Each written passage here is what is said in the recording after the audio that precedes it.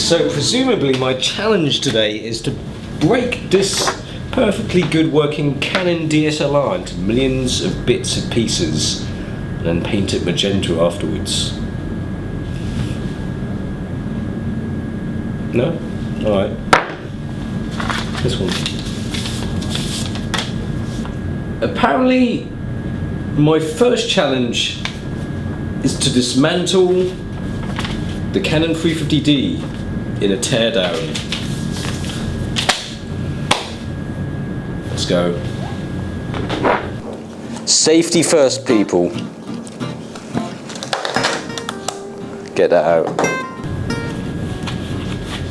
Gloves, they're on. I feel safe now. Canon 350D was one of the cameras of its time. But now it looks like a dated, plasticky piece of crap. You know,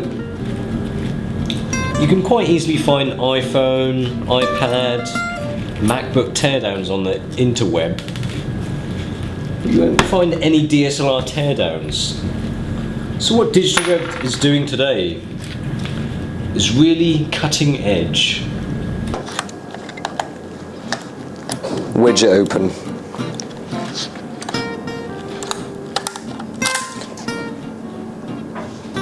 Okay, that's probably not good.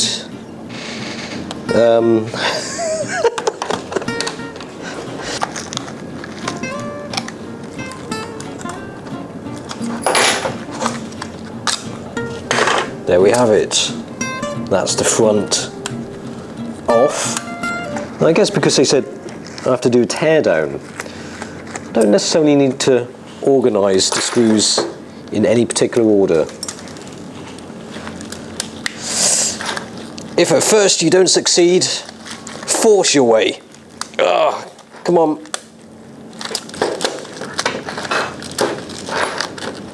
Ah, you.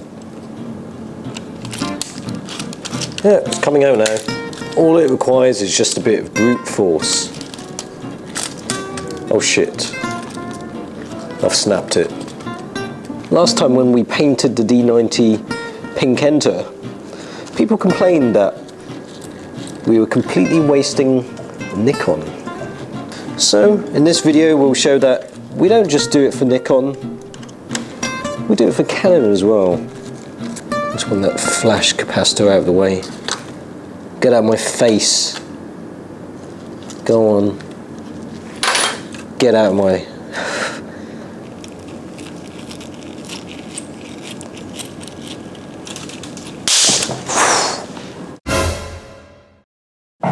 Christ!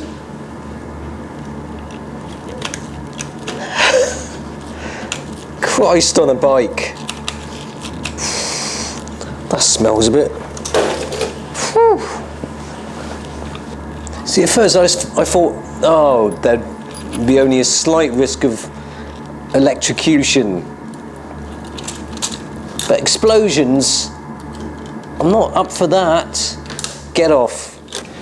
I just want to cut the flash capacitor, because I think that's the dangerous bit. Explosions and stuff.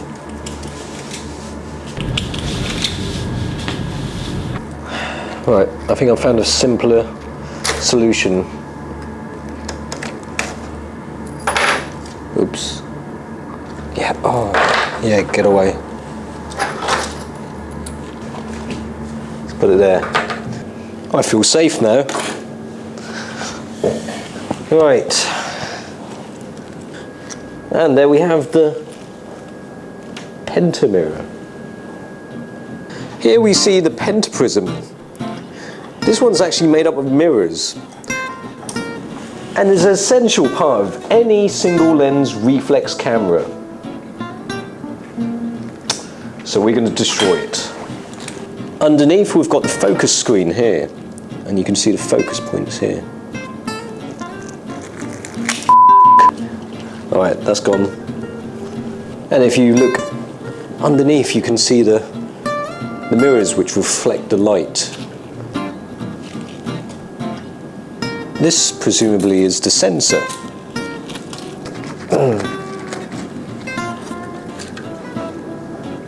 There we go. That's the sensor right there. And there we see it, the Digic 2 processor from Canon. They said that if you take off the infrared filter, you'll be able to take some great infrared photos. Let's try it out. There's no turning back now, baby. Bloody hell. That's quite strong. In fact, it feels so strong that it'd probably take a good hammer blow. Oh. Maybe not then. Oops. Bit broken glass. So, there we have it. I've turned it down.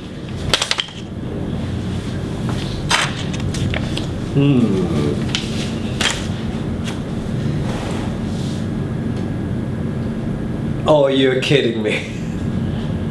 Your second part of the challenge is to put the camera back together again in perfect working order.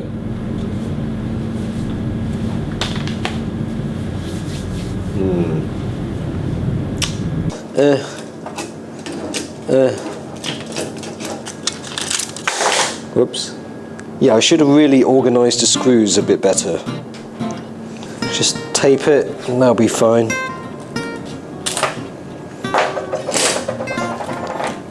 Screws are overrated anyway. That'll do.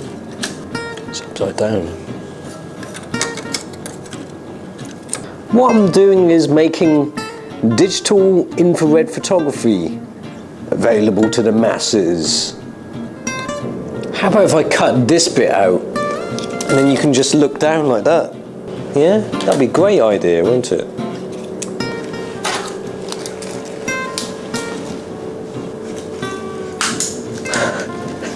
Oh no, that's not very good. We don't need flash photography anyway. There you go.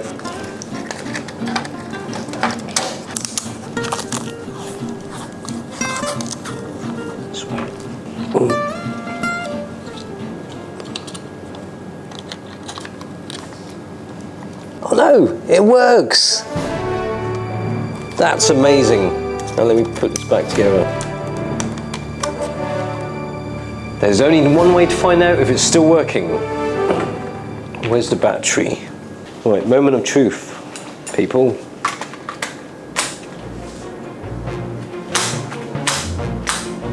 Okay. Now let's switch it on.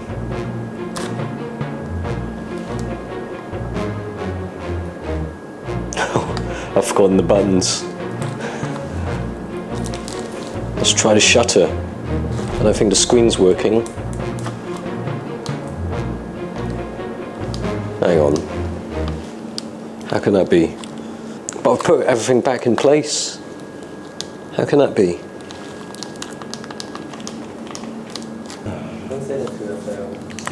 Oh! Well, that's ripped something else. Oh, I smell burning. Something's burning. Clear.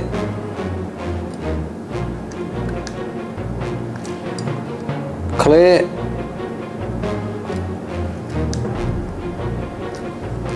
Clear.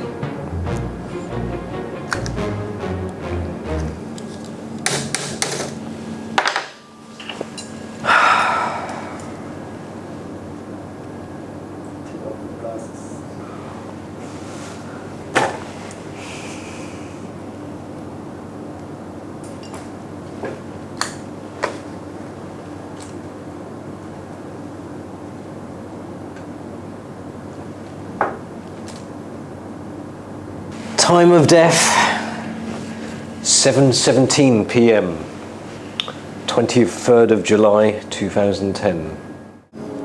I hereby certify this 350D well and truly dead. Dust to dust, CMOS to CMOS.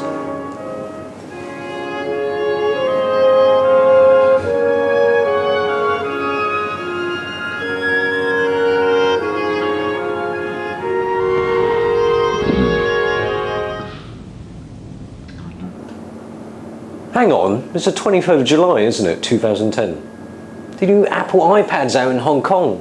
Come on, let's go. I want 5 of them. 1 for each room in my house.